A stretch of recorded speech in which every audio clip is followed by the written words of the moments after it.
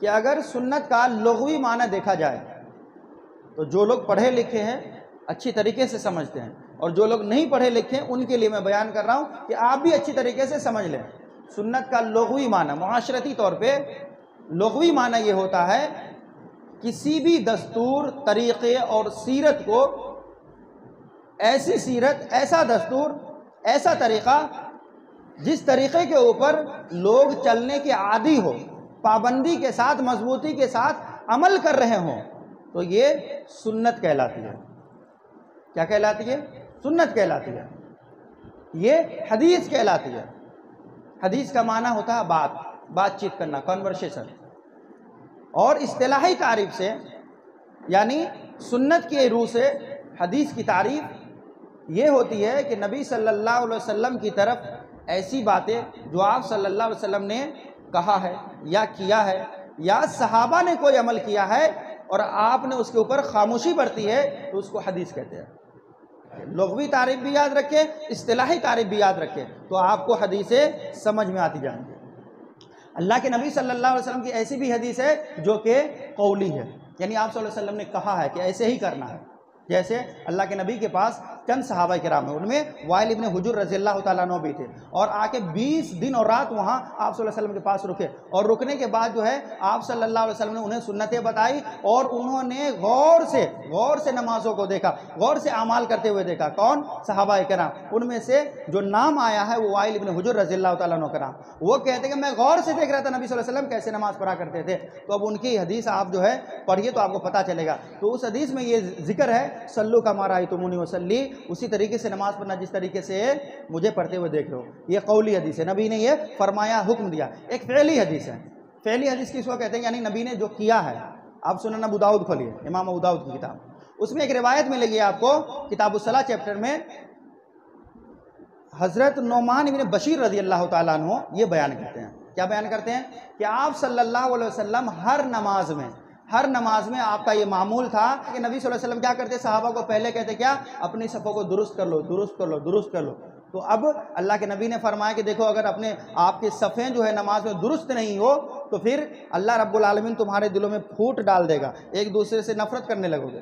تو صحابی رسول حضرت نعمان ابن بشیر کہتے ہیں کہ پھر اس کے بعد تمام صحابہ کا یہ عمل ہوتا تھا کہ وہ کاندھے سے کاندھا، گھٹنے سے گھٹنا اور ٹخنے سے ٹخنا ایک دوسرے سے ملا کر کھڑے ہو جایا کرتے تھے، اور گویا وہ شیشہ پلائی ہوئی دیوار کی طرح کھڑے ہو جاتے تھے۔ یہ نبی صلی اللہ علیہ وسلم کا عمل تھا۔ اور صحابہ کا عمل دیکھیے پیچھے کیا ہے، غور فرما رہے ہیں؟ صحابہ کا عمل کیا ہے کہ کاندھے سے کاندھا، گھٹنے سے گھٹنا اور ٹخنے سے ٹخنا سب ملا کر کے کھڑے ہو جاتے تھے۔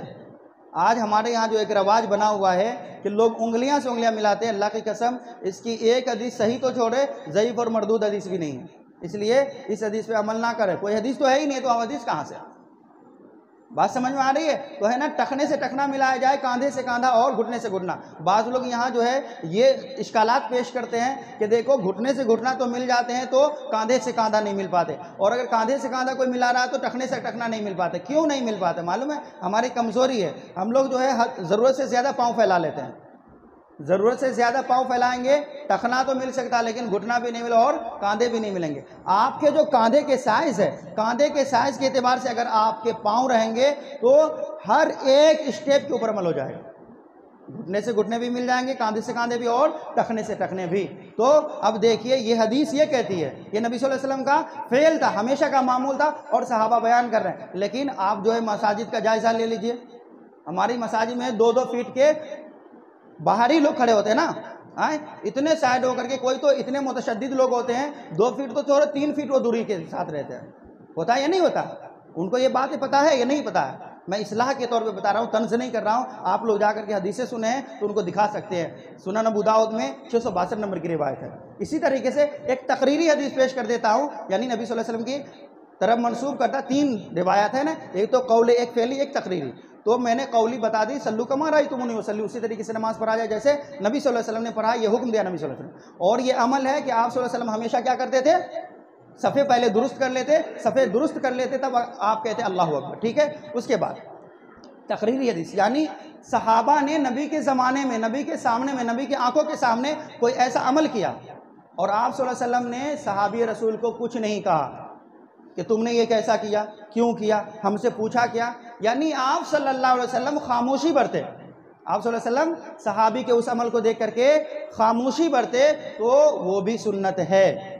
دلیل سنن ابو داؤد کی روایت ہے۔ ایک صحابی رسول ہے اور ایک صحابی رسول ہے، وہ کیا کرتے ہیں کہ فجر کی بعد 2 رکعت پڑھنے کے لیے کھڑے ہو جاتے ہیں۔ فجر کی نماز ہو گئی جماعت کے ساتھ، اس کے بعد جو ہے 2 رکعت پڑھنے کے لیے کھڑے ہو جایا کرتے تھے۔ تو وہ صحابی رسول پڑھنے لگے، جب پڑھنے لگے تو آپ صلی اللہ علیہ وسلم اس کے کان میں آ کر کے کہتے ہیں کہ فجر کی رکعت 4 رکعت ہو گئی کیا؟ فجر کی نماز تو ہم نے 2 رکعت پڑھا دی، اور یہ جو تم 2 رکعت پڑھ رہے ہو یہ کون سی نماز ہے؟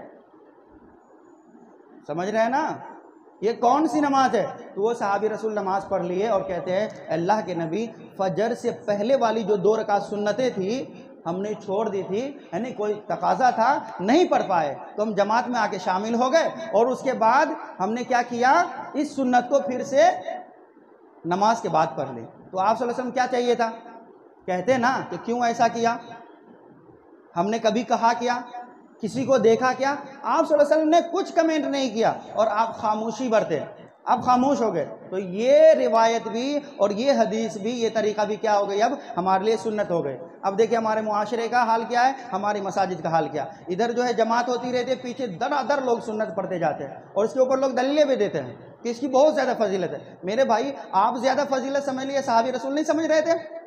اور آپ صلی اللہ علیہ وسلم نے جب دیکھا، آپ نے ٹوکا بھی، آپ نے ان سے ملاقات بھی کی، تو آپ صلی اللہ علیہ وسلم کہہ سکتے تھے نہیں کہہ سکتے تھے؟